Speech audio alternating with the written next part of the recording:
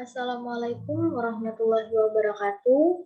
Perkenalkan, saya Putri Dia Anugrah.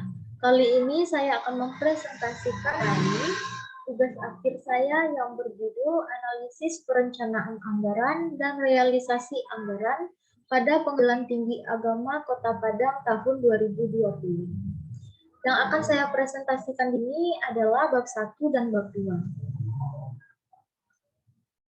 Baiklah, kita masuk kepada bab 1 yaitu pendahuluan. Latar belakang. Anggaran adalah rencana kuantitatif yang meliputi aspek keuangan dan non-keuangan. Dari pengertian tersebut, maka fungsi utama anggaran adalah sebagai salah satu instrumen perencanaan. Sistem penganggaran merupakan prosedur dan seperangkat komponen anggaran yang saling terkait satu dengan lainnya. Komponen anggaran, penyusunan anggaran, penentuan sasaran anggaran, dan umpan balik anggaran.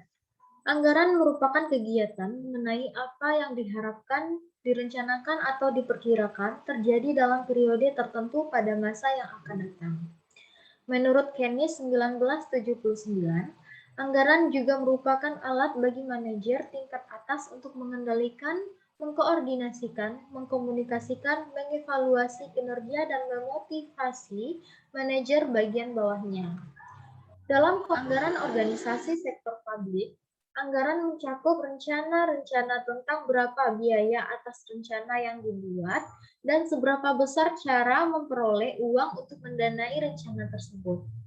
Laporan keuangan menjadi produk akhir dari suatu proses akuntansi yang bertujuan menyajikan informasi yang menyangkut posisi keuangan bagi sejumlah pemakai dalam pengambilan keputusan, baik bagi pihak internal maupun eksternal. Laporan keuangan ini dimaksudkan agar laporan realisasi anggaran memberikan informasi realisasi serta anggarannya. Laporan keuangan yang menyajikan informasi sangat dibutuhkan berbagai pihak, seperti pemerintah daerah sebagai aparat yang dipercaya oleh masyarakat dalam mengelola keuangan, dan rakyat yang menjadi pemegang kekuasaan tertinggi dalam memberikan kepercayaan kepada pemerintah dalam mengelola keuangan dengan sebaik-baiknya, guna mencapai good government governance. Dicerminkan dengan adanya akuntabilitas dan transparansi pelaporan keuangan. Menghadapi tekanan untuk efisien harus mampu memperhitungkan biaya ekonomi dan biaya sosial, serta dampak negatif atas aktivitas yang dilakukan. Setiap organisasi pemerintahan pasti menginginkan tujuannya tercapai secara efektif, serta efisien dalam merealisasikan anggaran pendapatan belanja daerahnya, atau APBD. Terlebih lagi dalam situasi globalisasi seperti masa sekarang ini. Untuk itu, pemerintah harus menyusun laporan realisasi anggaran sesuai dengan ketentuan yang berlaku. Eka Warna dan kawan-kawan, 2009. Pemakaian anggaran dalam kegiatan organisasi swasta maupun pemerintah memiliki kelebihan dan kelemahan. Bahwa kelebihan penggunaan anggaran adalah yang pertama, penyusunan anggaran merupakan kekuatan manajemen atau pengelola dalam menyusun perencanaan, di mana manajemen atau pengelola organisasi melihat ke depan untuk menentukan tujuan organisasi yang dinyatakan dalam ukuran finansial. Yang kedua yaitu anggaran dapat digunakan sebagai alat koordinasi berbagai kegiatan organisasi. Yang ketiga, implementasi anggaran dapat menciptakan alat untuk pengawasan kegiatan organisasi. Yang keempat, pengelola atau manajer dapat memeriksa dengan seksama penggunaan sumber ekonomi yang dimiliki oleh organisasi. Apakah sudah efektif dan efisien? Yang kelima, pemakaian anggaran mengakibatkan timbulnya kesadaran tentang pentingnya biaya sebelum dana dikeluarkan dan lain-lain. Sedangkan kelemahan pemakaian anggaran adalah yang pertama, anggaran didasarkan pada estimasi atas kegiatan yang akan datang. Ketepatan estimasi sangat tergantung kepada pengalaman dan kemampuan estimator. Dan ketidaktepatan anggaran berakibat tidak dapat dipakainya anggaran sebagai alat perencanaan, koordinasi, dan pengawasan dengan baik.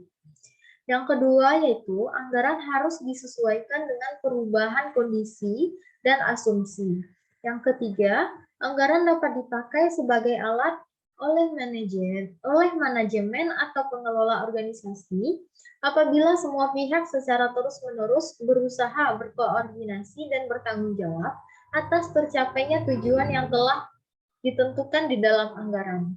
Yang keempat, anggaran tidak dapat menggantikan fungsi manajemen atau pengelola, tetapi anggaran oleh manajemen atau organisasi perlu disadari sebagai alat untuk membantu manajemen atau pengelola.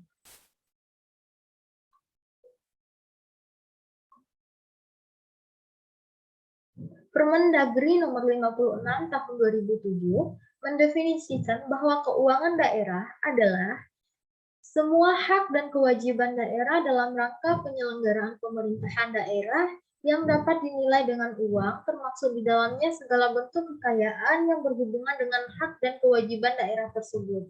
Dalam kerangka anggaran pendapatan dan belanja daerah, salah satunya laporan realisasi anggaran yang merupakan bagian yang sangat penting dalam menentukan perusahaan atau instansi di mana fungsinya untuk mengetahui keadaan keuangan suatu perusahaan atau instansi.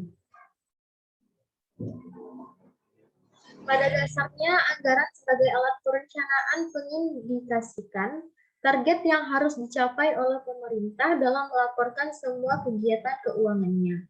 Laporan itu berguna untuk mengetahui seberapa besar realisasi terhadap anggaran APBN yang telah ditetapkan sebelumnya. Anggaran pada sektor publik terkait dengan proses penentuan jumlah alokasi dana untuk tiap-tiap program dan aktivitas dalam satuan moneter yang menggunakan dana milik rakyat. Hal inilah yang menjadi perbedaan dengan anggaran sektor swasta karena tidak berhubungan dengan pengalokasian dana dari masyarakat. Pada sektor publik, pendanaan organisasi berasal dari pajak dan retribusi laba perusahaan milik daerah atau negara.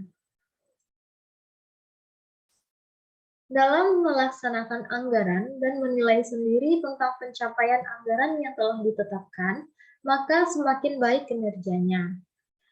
Anggaran pendapatan dan belanja daerah atau APBD disusun berdasarkan pendekatan kinerja, yaitu suatu sistem anggaran yang mengutamakan upaya pencapaian hasil output dan perencanaan alokasi biaya atau output yang ditetapkan.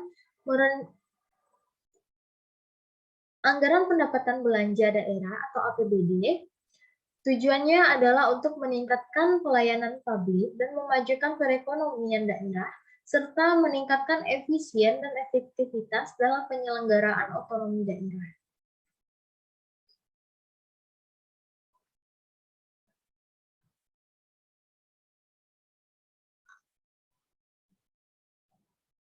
Berdasarkan uraian latar belakang masalah di atas, maka saya tertarik untuk melakukan penyusunan laporan akhir dengan mengambil judul Analisis Perencanaan Anggaran dan Realisasi Anggaran pada Pengadilan Tinggi Agama Kota Padang 2020. Rumusan masalah. Apakah perencanaan dan realisasi anggaran pendapatan dan pada Pengadilan Tinggi Agama Kota Padang tahun 2020 sudah efektif dan efisien? Tujuan penelitian untuk mengetahui perencanaan anggaran dan efektivitas dan efisiensi realisasi anggaran pendapatan dan belanja pada Pengadilan Tinggi Agama Kota Padang tahun 2020. Manfaat penelitian yaitu ada manfaat praktis dan juga manfaat teoritis.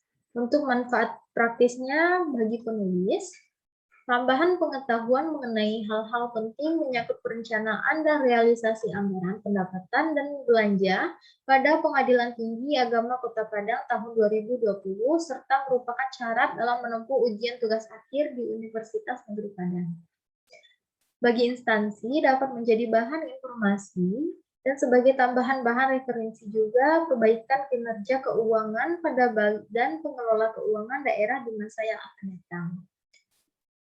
Bagi akademisi, sebagai bahan kajian ilmu yang menambah referensi dalam dunia ilmu pengetahuan di bidang akuntansi, khususnya tentang perencanaan dan realisasi anggaran pendapatan dan belanja pada Pengadilan Tinggi Agama Kota Padang. Yang kedua yaitu manfaat teoritis. Dapat melakukan perbandingan antara teori penulis peroleh dari buku maupun dari perkuliahan dengan aplikasinya di lapangan. Baiklah, selanjutnya masuk kepada bab 2 yaitu kajian pustaka. A. Anggaran. Pengertian anggaran. Istilah anggaran dalam bahasa Inggris dikenal dengan kata budget, berasal dari bahasa Perancis, yaitu budget, artinya tas kecil. Menurut Indra Bastia, 2010-191, berdasarkan National Committee on Governmental Accounting, yang saat ini telah diubah menjadi Governmental Accounting Standard Board, definisi anggaran atau budget adalah rencana operasi keuangan yang mencakup estimasi pengeluaran yang diusulkan dan sumber pendapatan yang diharapkan untuk membiayainya dalam periode waktu tertentu. Menurut Halim dan Kusufi, 2016-48, anggaran adalah dokumen yang berisi estimasi kinerja, baik berupa penerimaan dan pengeluaran, yang disajikan dalam ukuran moneter yang akan dicapai pada periode waktu tertentu dan menyertakan data masa lalu sebagai bentuk pengendalian dan penilaian kinerja. Menurut Mardiasmo 2011-61, anggaran adalah pernyataan mengenai estimasi kinerja yang hendak dicapai selama periode waktu tertentu yang dinyatakan dalam ukuran finansial. Sedangkan penganggaran adalah proses atau metode untuk mempersiapkan suatu anggaran. Menurut M. Narafin 2007-11 mengatakan, anggaran adalah rencana tertulis mengenai kegiatan suatu organisasi yang dinyatakan secara kuantitatif untuk jangka waktu tertentu dan umumnya dinyatakan dalam satuan uang. Menurut Garrison, Noren, and Brewer 2007-4, anggaran adalah rencana terperinci tentang perolehan dan penggunaan sumber daya keuangan dan sumber daya lainnya selama suatu periode tertentu. Sedangkan menurut Rudianto 2009-2, dalam bukunya yang berjudul Penganggaran, anggaran adalah rencana kerja organisasi di masa mendatang yang diwujudkan dalam bentuk kuantitatif, formal, dan sistematis.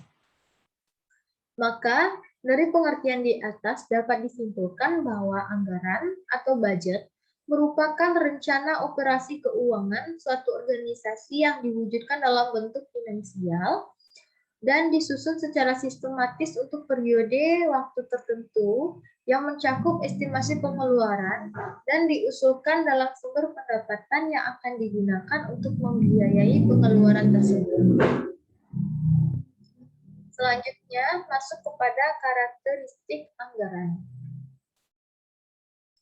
Menurut Indra Bastian 2010-191 dalam bukunya yang berjudul Akuntansi Sektor Publik, karakteristik anggaran publik terdiri dari A. Anggaran yang dinyatakan dalam satuan keuangan dan satuan non-keuangan. B. Anggaran yang umumnya mencakup jangka waktu tertentu, yaitu 1 atau beberapa tahun. Yang C. Anggaran yang berisi komitmen atau kesanggupan manajemen untuk mencapai sasaran yang ditetapkan. Yang D. Usulan anggaran yang ditelaah dan disetujui oleh pihak berwenang dan lebih tinggi dari penyusun anggaran. Yang E. Anggaran telah disusun hanya dapat diubah dalam kondisi tertentu. Yang ketiga, masuk pada jenis-jenis anggaran. Menurut Rudianto 2009-7, dalam bukunya yang berjudul Penganggaran, anggaran perusahaan terdiri dari berbagai jenis anggaran sebagai berikut. Yang pertama, A adalah anggaran operasional. Anggaran operasional adalah rencana kerja perusahaan yang mencakup semua kegiatan utama perusahaan dalam memperoleh pendapatan dalam suatu periode tertentu.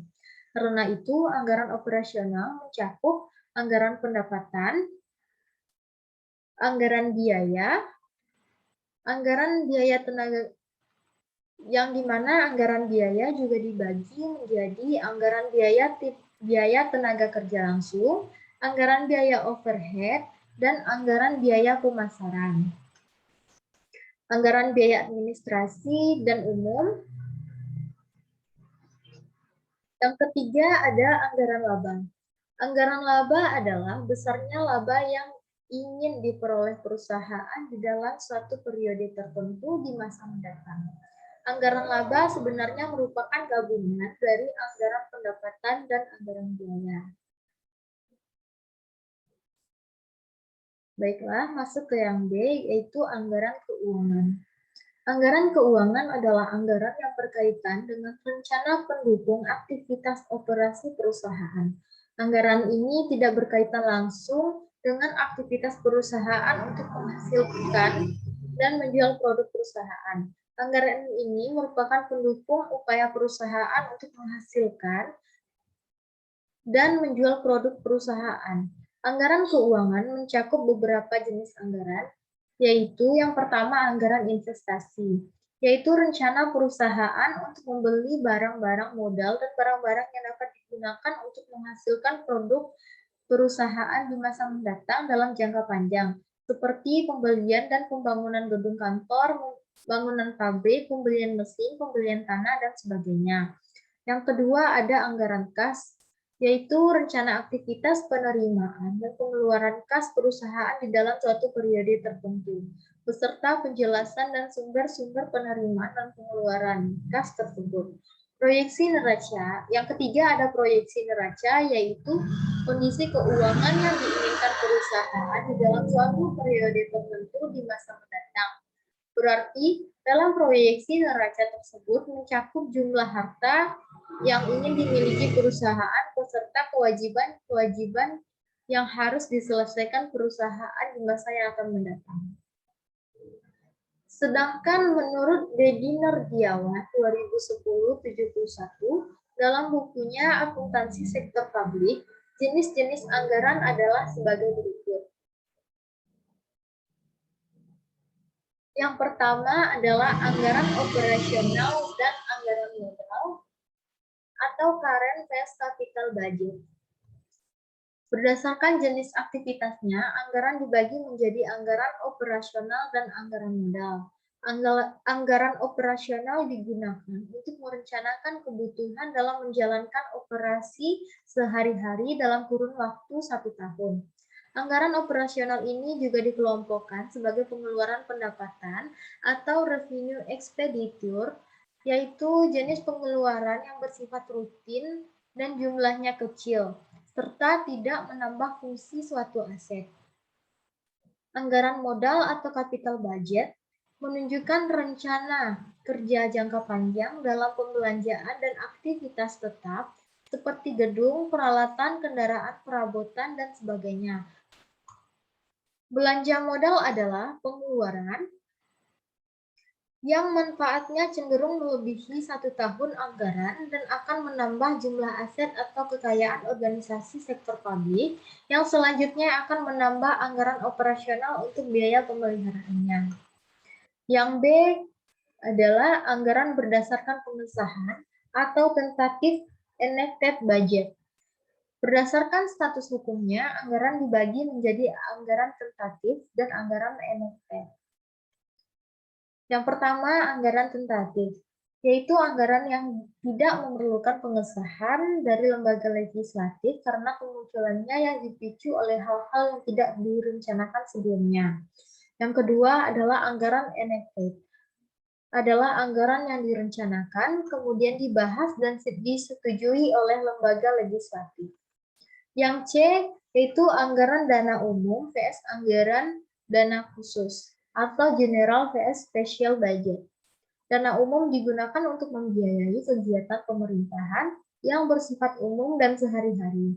Sedangkan dana khusus dicadangkan atau dialokasikan khusus untuk tujuan tertentu.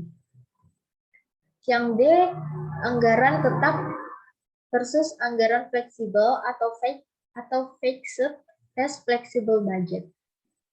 Dalam anggaran tetap, apropriasi belanja sudah ditentukan jumlahnya dari awal tahun anggaran. Jumlah tersebut tidak boleh dilampaui meski ada peningkatan jumlah kegiatan yang dilakukan. Dalam anggaran fleksibel, harga barang atau jasa per unit telah ditetapkan, namun jumlah anggaran secara keseluruhan akan berfluktuasi bergantung pada banyaknya kegiatan yang dilakukan. Yang E, ada anggaran eksekutif vs anggaran legislatif, yaitu anggaran penyusunan yang anggaran dapat dibagi menjadi anggaran eksekutif. Dalam hal ini pemerintah serta anggaran legislatif, yaitu anggaran yang disusun oleh lembaga legislatif tanpa melibatkan pihak eksekutif. Selain itu, ada juga yang disebut anggaran bersama atau joint budget, yaitu anggaran yang disusun secara bersama-sama antara lembaga eksekutif dan legislatif. Masuk kepada fungsi anggaran.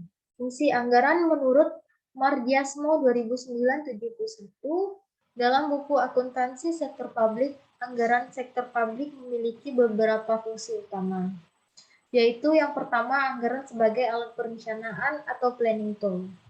Anggaran sektor publik dibuat untuk merencanakan tindakan apa yang akan dilakukan oleh sektor publik dari belanja perusahaan tersebut.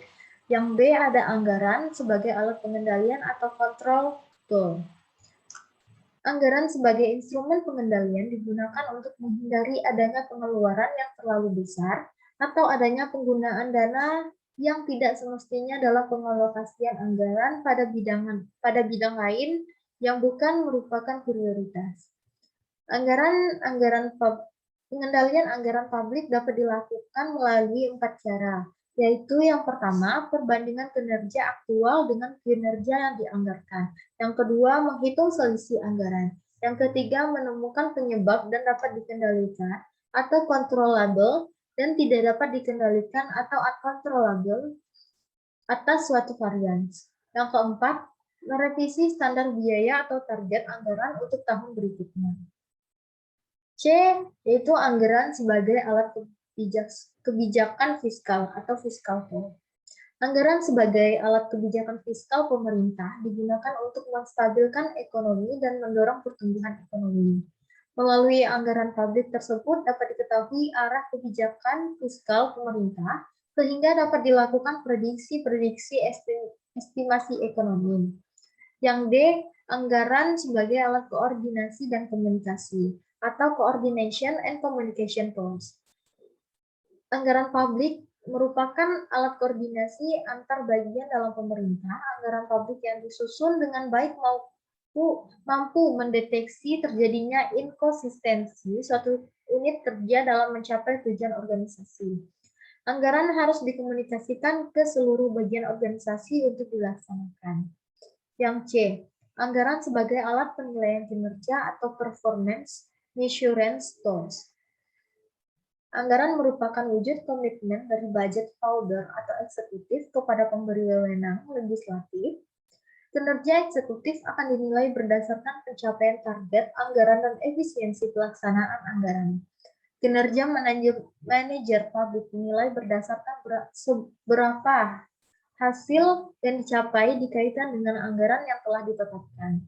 Anggaran merupakan alat yang efektif untuk pengendalian dan penilaian kerja. Yang F, yaitu ada anggaran sebagai alat motivasi atau motivation tool. Anggaran dapat digunakan sebagai alat untuk memotivasi manajer dan stafnya secara ekonomis, efektif dan efisien dalam mencapai target dan tujuan organisasi yang ditetapkan. Yang kelima, kita masuk pada prosedur penyusunan anggaran. Pada dasarnya, yang berwenang dan bertanggung jawab dalam penyusunan anggaran dan pelaksanaan kegiatan penganggaran lainnya ada di tangan pimpinan tertinggi perusahaan yang paling bertanggung jawab atas kegiatan perusahaan keseluruhan. Dengan demikian, tujuan menyiapkan dan menyusun anggaran serta kegiatan-kegiatan penganggaran lainnya tidak harus ditangani oleh pimpinan tertinggi perusahaan.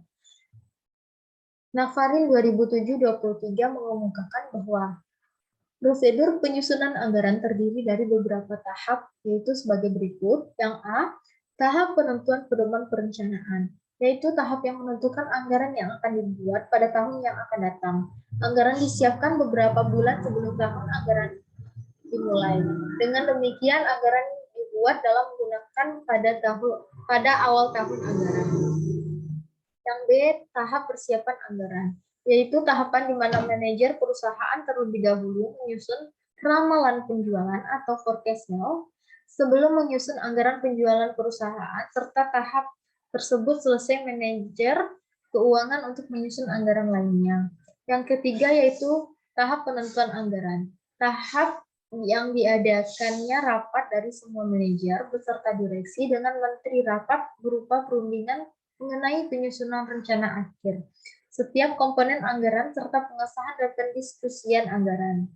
Yang D yaitu tahap pelaksanaan anggaran. Itu tahapan yang dilaksanakannya anggaran oleh semua unit kerja dan di dalam perusahaan. Untuk kepentingan pengawasan setiap manajer, membuat laporan realisasi anggaran. Setelah dianalisis, anggaran disampaikan kepada direksi. Dari uraian di atas dapat diartikan bahwa prosedur penyusunan terdiri dari 4 tahap, yaitu penentuan pedoman perencanaan anggaran, tahapan penentuan anggaran, dan tahapan pelaksanaan. Yang keenam, kita masuk pada metode penyusunan anggaran. Menurut Sofyan Harahap 2005-88, ada 3 metode dalam penyusunan anggaran yang biasanya digunakan oleh suatu organisasi, yaitu yang pertama, top-down budgeting. Adalah metode anggaran yang dilaksanakan oleh organisasi atau perusahaan yang dimulai dari pimpinan perusahaan kepada bawahannya. Yang B ada bottom-up budgeting, yaitu metode anggaran yang dilaksanakan suatu perusahaan yang dimulai dari bawahan kepada atasannya atau pimpinan perusahaan. Yang C yaitu gabungan, adalah metode anggaran yang dilaksanakan suatu perusahaan dengan menggabungkan 2 metode sebelumnya, yaitu metode top-down dan bottom-up budgeting. Dari uraian di atas dapat disimpulkan bahwa metode dalam penyusunan anggaran biasanya dilaksanakan oleh suatu organisasi atau perusahaan yang dimulai dari pimpinan perusahaan kepada bawahnya, bawahan kepada pemimpin perusahaan, dan penggabungan antara kedua metode tersebut. Yang B masuk pada laporan realisasi anggaran. Organisasi pemerintah dituntut untuk membuat laporan yang mengambil kondisi keuangan yang ditujukan kepada eksternal, yaitu DPR, BPK masyarakat, dan lain sebagainya. Laporan keuangan organisasi pemerintahan meliputi laporan perubahan saldo anggaran lebih, laporan perubahan ekuitas, laporan operasional, dan laporan realisasi anggaran atau LRA. Laporan realisasi anggaran adalah laporan yang dibuat instansi pemerintah yang berisi mengenai pendapatan, pembiayaan dan pembelanjaan yang telah dilaksanakan selama periode tertentu. Laporan LRA adalah suatu laporan yang terdiri atas ikhtisar sumber alokasi dan penggunaan sumber dana kas yang dikelola oleh Pemda selama periode yang telah ditentukan, yang biasanya selama 1 tahun. Menurut Sregar 2005. Selanjutnya, unsur-unsur yang ada di LRA atau laporan realisasi anggaran. Yang pertama adalah belanja daerah, yang kedua pendapatan LRA, yang ketiga transfer daerah, yang keempat surplus atau defisit LRA, yang kelima pembiayaan, dan yang keenam sisa lebih atau kurangnya pembiayaan anggaran. Perlu diketahui bahwa LRA sangat berguna untuk pihak-pihak berkepentingan untuk menilai kinerja dari pemerintah atau dinas. Dalam LRA terdapat informasi mengenai budget yang telah ditetapkan sebelumnya. Dalam LRA juga dicantumkan realisasi anggaran pada periode tersebut. Dengan adanya komponen tersebut, maka LRA dapat digunakan untuk menghitung efektivitas maupun efisien anggaran. Perhitungan tersebut dapat menggunakan cara dengan membandingkan antara anggaran dan realisasi ataupun sebaliknya. Yang pertama, rasio efektivitas. Efektivitas merupakan suatu ukuran untuk mengetahui berhasil atau tidaknya dalam mencapai tujuan organisasi. Anggaran Pemda dikategorikan efektif apabila mencapai target yang telah diputuskan. Dalam pengukuran efektivitas ini tidak menilai besar uang yang dihabiskan untuk mencapai tujuan tersebut. Namun, efektivitas ini hanya menilai apakah tujuan yang ditargetkan berhasil oleh pemerintah. Di sini akan menggunakan rumus rasio efektivitas, yaitu realisasi anggaran dibagi anggaran dikalikan 100%. Kriteria rasio efektivitas menurut Mahsun 2012. Yang A, jika diperoleh nilai kurang dari 100%, berarti tidak efektif.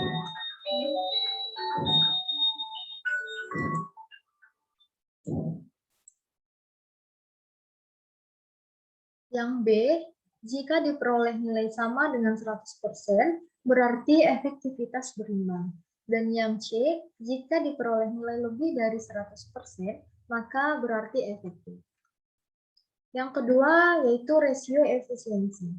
Efisiensi menurut Mardiasmo dalam Ariel Sarang Sumenye 2013 memiliki hubungan erat dengan konsep produktivitas. Untuk mengukur efisiensi dapat menggunakan cara membandingkan antara output yang dihasilkan terhadap input yang digunakan. Suatu proses kegiatan dapat dikatakan efisien jika hasil kegiatan tersebut dapat dicapai menggunakan sumber daya dan dana yang rendah. Efisiensi anggaran sangatlah penting bagi pemerintah daerah dan jajarannya atau dinas. Dengan adanya pengukuran efisiensi, suatu instansi dapat menilai apakah suatu program telah tercapai dengan pendanaan yang serendah-rendahnya. Dalam instansi pemerintahan, efisiensi ini digunakan untuk mempertimbangkan besaran anggaran di tahun berikutnya. Apabila penyerapan anggaran di tahun sebelumnya tidak efisien, maka bisa saja anggaran di tahun berikutnya akan dikurangi. Di sini akan menggunakan rumus rasio efisiensi, yaitu anggaran dibagi realisasi anggaran dikalikan 100%. Kriteria efisiensi ini yang pertama, jika 100% ke atas maka tidak efisien. Yang B, jika 100% maka efisien berimbang. Dan yang C, jika kurang dari 100% maka efisien. Baiklah, sekian dulu presentasi dari TA saya. Apabila ada kesalahan dan kekurangan, saya mohon maaf. Saya akhiri dengan Assalamualaikum warahmatullahi wabarakatuh.